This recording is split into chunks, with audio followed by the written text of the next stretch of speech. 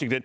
And you remember the collapse of the Francis Scott Key Bridge in Baltimore. That was less than 3 months ago. We all remember the images. And a lot of people were thinking, all right, well, this is going to be maybe a multi-year comeback to get that entire port reopened. And I remember talking to Governor Wes Moore at the time, and he had a very aggressive time schedule, and he said, no, in months. What a lot of people were talking years. So I thought he was, he was working, he was tired, he was just overwhelmed. Sure enough, today we find out that that is indeed the case. The full reopening of the Port of Baltimore, less than what, I think about 11, 12 weeks after this disaster. The governor kind enough to join us. Governor Wes Moore, good to have you. It's great to be with you again, Neil. Thank you so much. It is remarkable because I remember thinking and trying not to say, you're crazy, Governor. That's an aggressive timeline, but you did it. And just tell me, when you talk about it being fully reopened, what does that mean? Yeah, I think people have learned to not to underestimate the resilience of the people of Maryland, and we get big things done here. Because you're right. I mean, that morning, when we had a ship the size of 3 football fields that was now trapped in the middle of that channel with thousands of tons of steel, both on it and around it in the bottom of the river. People said this thing could take up to a year, but what people said would take 11 months, we got done in 11 weeks. And what it basically means now is that we have full access to the federal channel, which is 700 feet wide, 50 foot deep, that allows all the ships that are coming to the Port of Baltimore to be able to go about their business. And why that's so important is the Port of Baltimore is the largest port in this country for new cars, for heavy trucks, for agricultural equipment, for spices and sugars and coal, that 2/3 of the country gets their goods from the Port of Baltimore. And so having this port reopened is not just important for the workers, and we're talking thousands of workers that are now back to work, but it's also incredibly important to the American engine. But Governor, I do wonder, given what happened in that port, I mean, are there a lot of shippers who are just concerned about going there? Now, you cleared out 50,000 tons of steel and concrete for this busy shipping area, but others in the interim had been finding other ports, other destinations, avoiding this area, fearing that it could go on longer. How do you get the word out, that's fine, you can come back now, because many of them adjusted to a new life, new ports?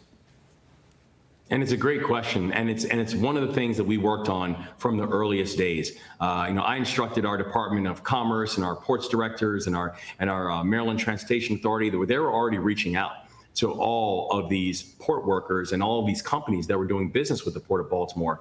And in fact, we started something called the Maryland Tough, Baltimore Strong Alliance, which is now over 180 businesses, philanthropic organizations who have all made certain commitments. But one of the commitments was that for people who were doing work in the Port of Baltimore, they agreed not to lay off their workers.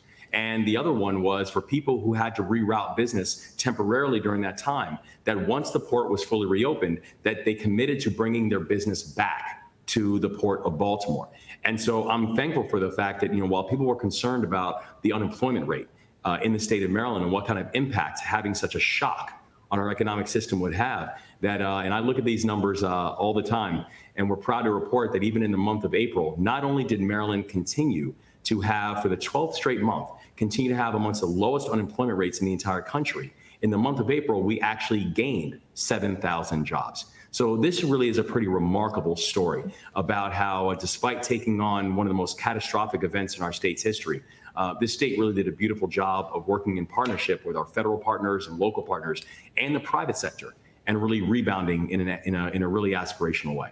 Well, obviously, people are very impressed with that, Governor. You've been focused on that and trying to get back to business, but your party, the Democratic Party, thinks you're golden to use on the stump and help candidates who could use a little help. Right now, I noticed that you've been recruited to try to help the candidate in the North Carolina governor's race, and that you said you will, but that your focus right now is on the state and dealing with matters in the state. But your name often comes up, sir, on a list of possibilities should Joe Biden quit the race, because there are still some pollsters and Democratic operatives who are trying to find an alternative to him. What do you think about that?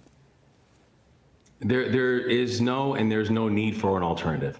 I think about what happened even with this crisis, where, at 2:02 in the morning, my phone rang to let me know that we now had a situation that was not just catastrophic economically, but that there were 6 Marylanders who were unaccounted for.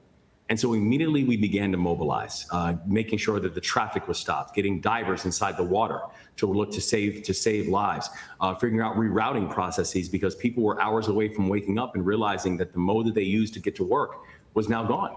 But I can tell you this, Neil, at 3:30 was the time I got my first phone call from the White House. And they said to us, they said, listen, we're going to be with you every step of the way. And they have been. And so so I got everything that I needed to see about how important this president is, not just in long-term planning and think about the larger vision, but in times of crisis and emergency. Because I remember that morning when I was up in front of the cameras, speaking to the people of my state, trying to issue them calm and certainty about the future. I know that the president was on the phone with me, giving me the exact same thing. So you were impressed with him. He was impressed with you. You're poo-pooing this talk, as are many others in your party, that the president should step down, that he's not up to it and all of that. But it keeps happening. And we keep hearing some party insiders who are just really concerned that they're stuck with Joe Biden. I don't know if that's fair or right. It just is, politics. So your name does come up. If it did get to a point where the parties just said, he is not the guy, what would you do? We're not going to get to that point, and there's no reason to. There's no reason to get to that point when you have a person who now has the lowest unemployment rate on record.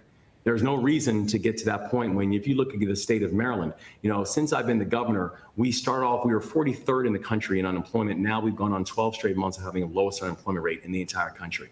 If you look at what's happening in public safety, that in our time as governor, the homicide rate is down 57% statewide from the time that we've come on board as the governor. If you look at Baltimore City, it's the lowest drop. It's the fastest drops in homicides that we've seen in any major American city, with the exception of one. There's no doubt. You have a lot of things going for you. Your predecessor, you mentioned comparisons, what was going on then. He's running now for Senate, and there had been concerns that from Lara Trump and maybe even Donald Trump himself, maybe because of his icy relationship with Donald Trump, he wouldn't be supported in an effort to take a blue Senate seat and turn it red.